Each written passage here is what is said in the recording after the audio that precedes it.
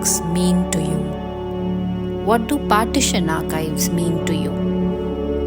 The expression partition archives brings to mind the idea that these are archives that capture the moment of partition, how it happened, how it affected people, the record of violence, the record of compassion, the record of madness, the record of sanity.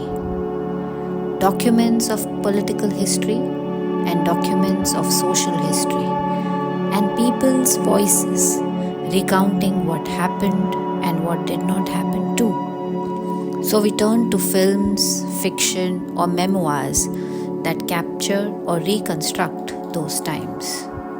But what if partition history were to expand to recount what happened after the violence and after the displacement and the migration? Sindhi Halchal Archive is a step in that direction. It is dedicated to the advertisements carried in Sindhi books and magazines. These advertisements are intriguing for two reasons. One, they show the scatteredness of the Sindhi community. After coming to India, Sindhis moved to different cities and engaged in different kinds of livelihoods. The geography of Sindhi post-partition experience comes alive in these advertisements. And they have something interesting to say. A second reason why these advertisements are interesting is that they speak of an effort to support the publication of Sindhi books and magazines, keeping literary activity alive. These advertisements were paid for spaces that allowed printers and publishers to cover the cost of printing the books. Thus, with these advertisements, I invite you to pay attention to the marginalia of books. It's a digital archive and it's available at the URL sindhihalchalarchive.in. Let's dive in. What are the stories of people settling down? Where are they? What do we know about how people earned their livelihoods? How did the new cities receive them? How did their new neighbors look at them? These questions are as interesting as the question of what happened at the time of the partition. Open up to these advertisements to see how they open up to you. Walk into the neighborhoods these businesses and enterprises were located in. Try to look at the world through their eyes. Feel the hard sell of the message. Explore the kitsch present in them. The faces of men and women and children. The motifs used for the decoration of the main message.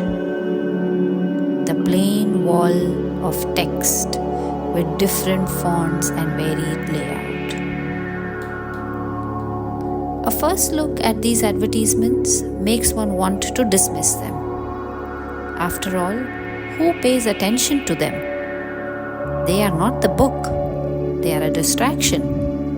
And let's be honest, no one cares about them. But look at them closely, and you can see that the ads are wonderful storytellers in their own right about three things: history, geography, rhetoric. The history of the Sindhi community and the history of publishing is what comes alive through these advertisements. Hardly any of the small-scale printers that printed these books survive. Most of the publishers are not around anymore. Only a handful of these authors survive, both as people and as names. The landline numbers and telegram contacts of these enterprises are difficult to trace. But the advertisements remain as examples of documents of how the entrepreneurs tapped into the Sindhi community. also as examples of which occupations and domains they continued or experimented with after the partition. A lot of advertisements speak of textiles, and that's not a surprise given the rich history of textiles in Sindh. A lot of them speak of confectionery, bakery items, and sweets. Again, not a surprise given the richness of Sindhi cuisine and its ties with innovation in food. There were jewelers. There were those who worked with the government. There were many who worked in finance and money, all reminiscent of the roles Sindhis played in government and financial institutions. These advertisements circulated messages among the groups of readers of Sindhi books. This history is in the sense of publishing history and advertising history, the history of life going on after the partition. The second takeaway is that of geography. The advertisements speak of businesses in different locations such as Ulhasnagar and Mumbai. But the network also speaks of Indore, Gwalior, cities in Gujarat. A handful of these advertisements speak of Dubai and Hong Kong too. The third point about rhetoric is perhaps the most fascinating. The messaging strategy is what makes these advertisements of wider interest to a broader audience. To people who find kitsch fascinating, to historians of advertising and communication, to historians working in the field of book history. There are different formats of messaging that can be seen in the advertisements. Here is the simple format of "with best compliments from." Then there are advertisements with description of services. Some of them carry emphasis, tracing legacy of businesses to cities in Sindh. Sometimes there is an attempt at persuasive copy, as in this ad which uses the voice of a kid asking her dad to buy energy biscuits, or this ad which talks about pista badam biscuits. But what beats them all is a copyless ad which keeps the advertiser anonymous or their business anonymous, which in turn reminds one that the ads were for supporting publishing activities and not just an end in themselves. Here are a few more examples, the most fascinating ones. These advertise bookstores, science books, and appeal to buy books. The point of this archive is that the previous generations tried many things as they could to save the language, to save Sindhi language. This archive shows this also supported books. A community stereotyped for its entrepreneurial spirit and criticized for its lack of culture actually invested in books. They supported writers, editors, and most importantly, they supported readers by ensuring that these books and magazines kept coming out. Without this patronage, the cost of the books would have been way too high for general readers to afford. At a time when small-scale publishers needed patronage, these advertisers were helpful. So once again, the advertisements are at the margins of the books.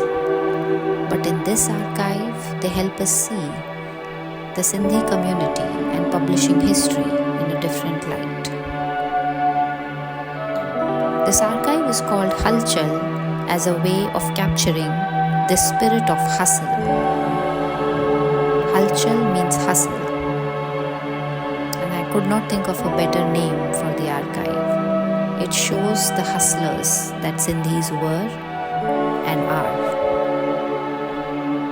But apart from paying a tribute to the hustling spirit of the community, the word Halchal in the name of the archive is a way of paying tribute to the magazine Halchal, published by Western Railway Sindhi Sabha, which has been the source of the majority of advertisements in this archive.